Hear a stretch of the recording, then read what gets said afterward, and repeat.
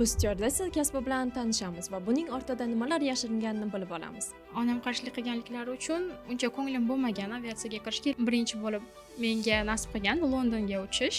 O'shaning uchun bizda sayohat, shopping ilojlari bor. Keling, ko'pchilikni qiziqtiradigan savolga o'tsak, telefonda uchish rejimi, ya'ni polotda nimaga yoqish kerak? Agar yoqmasa nima bo'ladi? Ayni akademiyada ingliz tilini o'rganib, bizda ishlayotgan juda ham ko'p qizlar bor. Bemalol aviakompaniyaga ishga kirib, farzandli bo'lish, turmush qurishingiz mumkin. Sizning kasbingizda ingliz tili qanchalik muhim? Ma'lum bir darajada IELTS kerak emas. Assalomu alaykum. Bugun siz bilan Aynov Akademiya va bugun bizda maxsus son. Biz stüardessa kasbi bilan tanishamiz va buning ortida nimalar yashiringanini bilib olamiz. Buni faqat chiroyli forma yoki sayohatlar, balki yo'lovchilarning xavfsizligi haqidadir. Bizning mehmonimiz O'g'loy. Ular bizning qiziqarli savollarimizga javob beradilar. Assalomu alaykum O'g'loy. Assalomu alaykum. O'zingiz haqingizda ma'lumot bera olasizmi? Albatta, ismim O'g'loy. Hozirda Uzbekistan Airways kompaniyasida bort kuzatuvchi sifatida ishlayman. Bundan oldin Jahon tillari universitetida o'qiganman. O'zingiz haqingizda ma'lumot bera olasizmi? Qanaqa aviatsiyaga kirib kelganingiz haqida? Aviatsiyaga kirib kelishim o'rtog'im yordamida bo'lgan. Aviatsiyaga kirishdan oldin men juda ham ko'p o'ylanganman. Bundan tashqari ota-onam tomonidan ham, to'g'ri onam tomonidan qarshilik bo'lgan. Lekin dadam qo'llab-quvvatlaganlar. Lekin shunga qaramasdan onam qarshilik qilganliklari uchun uncha ko'nglim bo'lmagan aviatsiyaga kirishga, lekin o'zim juda ham xohlagan kasb bo'lgani uchun qarshilik qilishlariga qaramasdan kelganman, suhbatdan o'tganman. Suhbatdan o'tish, tibbiy ko'rikdan o'tish juda ham ko'p vaqtni egallagan. Orada qaytish, bu ishdan qaytish balki kerak emasdir degan narsalar ham tug'ilgan. Lekin bilmadim, ichimda har doim nimadir olg'a borishi gapirganligi uchun borganman. Hozirda o'sha paytda qaytmaganim uchun juda ham xursand bo'laman, chunki o'zim istagan kasbga erishganman, ko'plab davlatlarga sayohat qilaman va hattoki onam ham bundan xursand. Bundan tashqari qanday qiyinchiliklar bor? Tibbiy ko'riklardan o'tish masalan. Tibbiy ko'rikdan o'tish bizda biroz qiyin, chunki juda ham ko'p bo'limlari bor. Har bir bo'limdan o'tishni o'zi bir oyni egallaydi. Ular har bir a'zoni tekshirib chiqadi. O'shaning uchun tibbiy ko'rik muhim. Bundan tashqari suhbatdan o'tish ham ancha vaqtni egallaydi. Masalan, shaxsan o'zim o'tgan vaqtimda juda ham ko'p qizlar kelgan. Soatlab o'sha kutish zalida kutganmiz va suhbat bizda 3 ta tilda bo'lib o'tgan: ingliz tili, rus tili, o'zbek tili. Xuddi shu tillarda ular bizdan tarixdan, geografiyadan savollar berishgan. Bundan tashqari suhbatda bizni psixologik tomondan ham suhbatdan o'tkazishadi. Ingliz tilini bilmasdan aviatsiyaga kirish mumkinmi? Suhbatdan o'tishda ingliz tili juda ham muhim o'rinni egallaydi. Bir necha ekspertlar u yerda o'tiradi, ingliz tilidan savol berishadi. Shuning uchun imkonsiz deb o'ylayman. Chunki bizda yo'lovchilarni ko'pchiligi inglizlarni ham tashkil etadi. Yevropaga uchiladi, ingliz tili muhim. Tushunarli. Yana bitta savolim bor edi til masalasi bo'yicha. Qo'shimcha tillarni bilsangiz maosh qo'shiladimi? Yo'q, qo'shimcha tillarni bilish o'zgartirilmaydi, ya'ni qo'shimcha maosh berilmaydi, chunki asosiy talab o'zbek tili, rus tili, ingliz tili. Bundan tashqari xitoy tilini bilganingizda yoki boshqa tilni bilishingizdan qat'iy nazar, bu sizga ishga kirishingizga yordam berishi mumkin, lekin qo'shimcha maosh berilmaydi. Birinchi bo'lib qaysi davlatga uchib borgansiz? Birinchi bo'lib bizda asosan boshida Yevropa davlatlariga, katta davlatlarga uchilmaydi, lekin tasodif tufayli birinchi bo'lib menga nasib qilgan Londonga uchish va bu juda ham katta baxt bo'lgan, yana ham motivatsiya bo'lgan shu ishda ishlashimga va Londonda qolganligim, u yerda sayohat qilganligim hech ham esdan chiqmaydi. Tushunarli. Va qaysi davlatlarda bo'lgansiz? Bundan tashqari aviatsiyada qaysidir davlatga borish degani albatta o'sha yerda qolasiz, sayohat qilasiz degani emas. Qaysidir davlatga borasiz, u yerdan darhol orqaga qaytib kelasiz. Shunaqa davlatlar bor. U yerda qolishga majbur bo'lganligimiz uchun ham u yerda shopping qilish, sayohat qilish imkoniyati bizda bor. biror bir davlatga bizda sayohat bo'lgandan keyin u yerda qolamiz, shopping bo'ladi, sayohat bo'ladi. Lekin davlatlar bor, buni hech ham iloji yo'q. Chunki unday davlatlarga bizda reyslar juda ham tez orasi masofasi qisqa bo'lganligi uchun u yerda bizga qolishga imkoniyat bo'lmaydi. Shuning uchun u davlatlarda biz qolmaymiz. Lekin qaysidir davlatlar borki, bizda unda haftada bir yoki ikki marta uchiladi. O'shaning uchun biz u yerda qolib, keyingi brigadani kutishimiz kerak bo'ladi. O'shaning uchun bizda sayohat, shopping ilojlari bor. O'zingiz uchib borgan davlatlar ichida 3 ta top davlatni ayta olasizmi, eng yoqqanini? O'zimning experienceimdan kelib chiqqan holda aytishim mumkin. Birinchisi Kuala Lumpur, juda ham issiq, sayohatbop shahar. Ikkinchisi London. Men uchun bu ertaklar shahri. Aynan Harry Potter filmini ko'rganim uchun har bir burchagida menga xuddi shu Harry Potter filmini eslatdi. Juda ham ertaknamo. Uchinchisi Turkiya. Turkiya juda ham chiroyli. Nima desa bo'ladi? Sevgi shahri. Samolyotda mashhur insonlarni uchratganmisiz? Uchish vaqtida hammaga ma'lumki, o'zimizdagi san'atkorlar juda ham ko'p davlatlarga sayohat qilishadi, konsertlar berishadi. Shuning uchun mashhurlarni ko'rish juda ham ko'p bora bo'lgan va ularga xizmat qilganmiz. Chiroyli. Samolyotda yo'lovchilar o'zini yomon tutish holatlari bo'lganmi? Uchish vaqtida o'zini yomon boshqarganlar, yomon tutgan yo'lovchilar juda ham ko'p bo'ladi. Bundan tashqari sog'lig'i bilan muammo tug'ilib qolgan yo'lovchilar ham uchraydi. Bunda biz birinchi yordam ko'rsatamiz. Yoki bo'lmasam o'zini yomon tutgan yo'lovchilar bo'lsa, ularni ham nazoratga olinadi. Bo'lib turadi bunaqa narsalar. Bunday vaziyatlarda siz o'zingizni qanday tutasiz? Bunaqa holatlar bizda uchish vaqti juda ham ko'p bo'lib turadi. Shuning uchun biz bu aviatsiya sohasiga kelishimizdan oldin bizni bu narsaga tayyorlashadi. Birinchi tibbiy ko'rikni ko'rsatish, bundan tashqari shunday holatlar yuzaga keladigan bo'lsa, o'zimizni yo'qotmasdan, balki o'sha yo'lovchiga yordam berish bu biz uchun juda ham muhim. Shuning uchun bunday vaziyatlarda biz har doim o'zimizni og'ir bosiq, vazmin holatda tutamiz va yo'lovchilarga yordam beramiz. Yana bitta savol meni qiziqtiradi. Samolyot qo'ngandan keyin hamma qarshi ichiladi. Nimaga hamma qarshi ichiladi? Bunga siz qanday qaraysiz? Samolyot qo'ngandan keyin shaxsan meni fikrim, ba'zi yo'lovchilar aynan o'sha davlatga kelganligidan men ko'pincha bu narsaga e'tibor beraman. Aynan ular O'zbekistonga kelganda juda ham xursand bo'lib qarsak chalishadi. Meni fikrim bo'yicha ular o'z davlatiga kelishganidan, sog'inganidan, xursandligidan chalishadi deb o'ylayman, lekin bundan tashqari pilotni samolyotni yengil qo'ndirganligi uchun ham qarsak chalishadi. Keling, ko'pchilikni qiziqtiradigan savolga o'tsak, telefonda uchish rejimi, ya'ni polotda nimaga yoqish kerak? Agar yoqmasa nima bo'ladi? Bu masalaga keladigan bo'lsak, uchish rejimi, ya'ni polotga telefonni qo'yib qo'yish yo'lovchilar uchun alohida informatsiya bilan tushuntiriladi.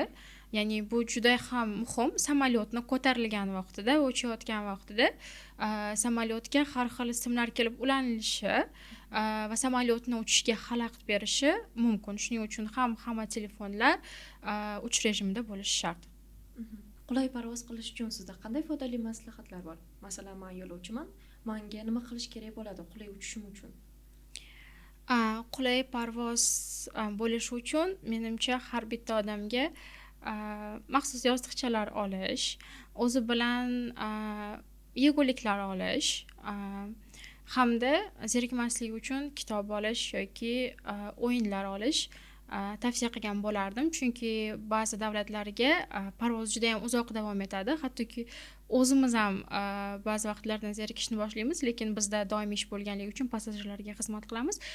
Lekin passajirlar, yo'lovchilar uchun kitob olish yoki o'yinlar olishni maslahat bergan bo'lardim. Masalan, men kino ko'rishni yaxshi ko'raman-da. U yerda Wi-Fi bormi?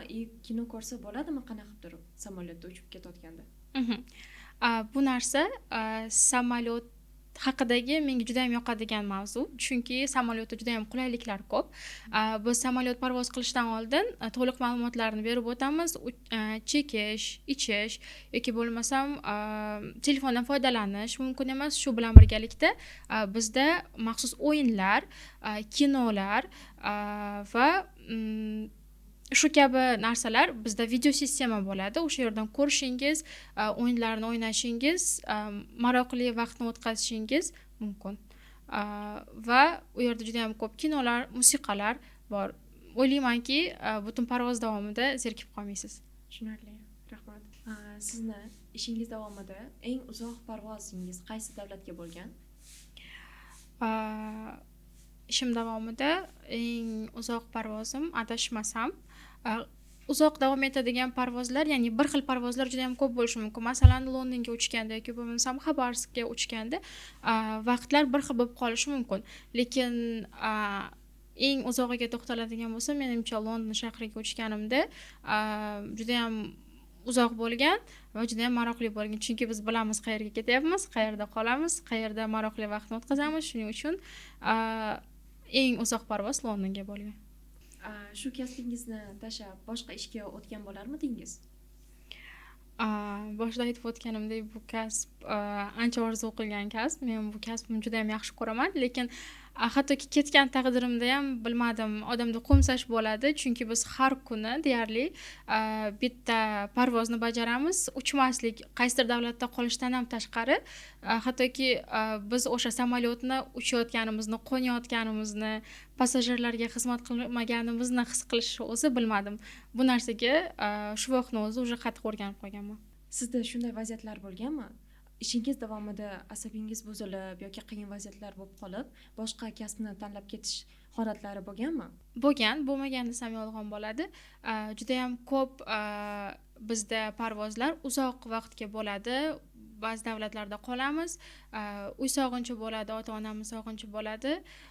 Shu vaqtlarda ishimni tashlagim, boshqa kasb tanlagim keladi yoki bo'lmasam o'zimga shaxsiy vaqt ajrata olmay qolsam, shunday vaqtlarda ishimni tashlab balki oddiy birorta kasbni tanlash fikri keladi, lekin yo'q, baribir qaytolmasligimni bilaman, davom etaman. Birinchi parvozingizda sizda qo'rquv hislari bo'lganmi?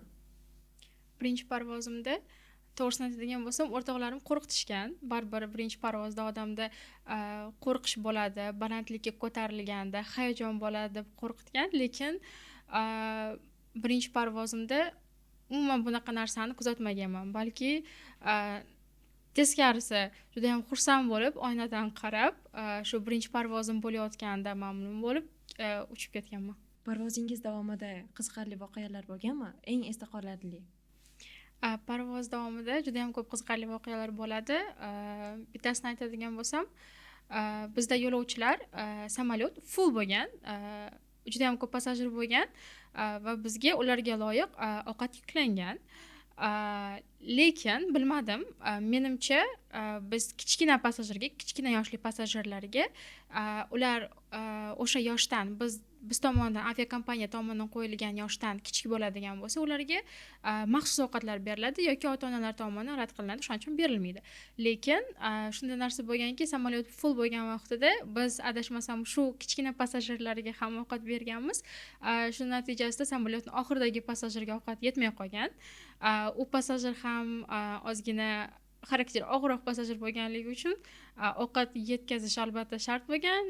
Shunda o'zim ovqatimni berishga majbur bo'lganman. Shu bilan bo'ldi. Aynan o'zimni parvozimda bo'lmagan bo'lsa ham, yangiliklarda ham chiqqan bo'lsa kerak, boshqa samolyotda bitta yo'lovchi ona bo'lgan, ya'ni bort kuzatuvchilar tomonidan u yo'lovchiga yordam berilgan va samolyotni o'zida tug'ruq bo'lib o'tgan, o'sha yerni o'zida chaqaloqni dunyoga keltirgan. Bu samolyotda bo'lib o'tgan, yaqin orada bo'lib o'tgan katta yangiliklardan biri. Aviatsiya haqida qaysi noto'g'ri tushunchalar sizni eng ko'p bezovta qiladi? Aviatsiya haqida ishga kirishimdan oldin ham, ishga kirishimdan keyin ham juda ham ko'p odamlar tomonidan beriladigan bitta savol bor, aynan ayollarga qaratilgan. Turmush qurish mumkinmi va farzandli bo'lish mumkinmi? Ayollarga nisbatan beriladigan bu savol juda ham ko'p berilgan. Aytishim mumkin, bizda ishlaydigan har bitta ayolni, juda ham ko'p ayollarning o'zi farzandi bor, turmush qurishgan. Hech ham bunga taqiq qo'yilgan joyi yo'q aviakompaniya tomonidan. Va bu shunchaki odamlar tomonidan o'ylab topilgan narsa deb o'ylayman. Bemalol aviakompaniyaga ishga kirib, farzandli bo'lish, turmush qurishingiz mumkin. Styuardessalar orasida raqobatlar mavjudmi? Styuardessalar orasida raqobatlar men o'zim sezganim bu ishga kirishimdan oldin aytayman, suhbatdan o'tayotgan vaqtimda har bitta qizlar juda ham chiroyli, bo'yboslari bor, hammasi 3tadan ortiq tillarni biladi. Nafaqat ingliz tili, o'zbek tili, rus tili, balki bundan ko'p tillarni bilib kelgan qizlar bor. O'sha vaqtlarda aynan o'zimda raqobatni his qilganman, lekin ishga kirganimdan keyin raqobat unchalik sezilmaydi. Tushunarli. Parvoz qo'rquvidan qanday qutulish mumkin? Parvoz davomida qo'rquvdan qutulish shaxsan o'zimda boya aytib o'tganimdek, birinchi parvozdan sezilmaganligi uchun bu narsa haqida ko'p o'ylab ko'rmagan ekanman, lekin yo'lovchilarga maslahatim ko'proq shu samolyotda uchishni taklif qilgan bo'lardim. Bundan tashqari parvoz davomida aynan samolyot ko'tarilayotgan vaqtida maslahatim oynadan qaramaslik, chunki har bitta odamni to'g'risini aytadigan bo'lsak, balandlik qo'rqitadi. Ko'tarilgandan keyin o'sha bulutlarning orasiga kirgandan keyin unchalik ham qo'rqinchli tuyulmaydi. Buni ham maslahat bergan bo'lardim yo'lovchilarga. Sizning kasbingizda ingliz tili qanchalik muhim? Bort kuzatuvchilik sohasida ingliz tili muhim o'rinni egallaydi, chunki juda ham ko'p yo'lovchilar chiqadi. Aynan bizni tarixiy shaharlarimizga kelganda juda ham ko'p yo'lovchilar inglizlar bo'ladi, fransuzlar bo'ladi. Boshqa davlatlardan kelishdan qat'iy nazar har bitta odam xalqaro bo'lgan ingliz tilida gapirishadi. O'sha vaqtlarda ularga qaysi davlatlarga borish, qayerlarni sayohat qilish maslahat berasiz. Bu deb o'ylaymanki, u yo'lovchilarga ham qulaylik tug'diradi. Aynan bort kuzatuvchidan ma'lumot olganligi chiroyli deb o'ylayman. Ingliz tilini qayerda va qancha vaqt o'rgangansiz? Ingliz tilini bu sohaga kirib kelishimdan oldin va universitetga kirishimdan ham oldin 1,5 yil davomida INO Academy'da tahsil olganman ingliz tilidan. Styuardessalikka ingliz tili darajasi qanchalik muhim? IELTS bo'lishi shartmi yoki suhbatda shunchaki ingliz tilida gapirib o'tkazishadimi? Aynan avia sohasiga kirmoqchi bo'lsangiz, aynan sizga ma'lum bir darajada IELTS kerak emas, lekin baribir suhbatdan o'tayotganingizda sizni ravon gapirishingizni vocabulary darajangiz yetarlimi, yo'lovchilar bilan bemalol gaplasha olasizmi, bularni tekshiradi, lekin shu narsalarni tekshirish orqali ham sizni kamida intermediate sohasiga olib kelib leveliga olib kelib qo'yadi.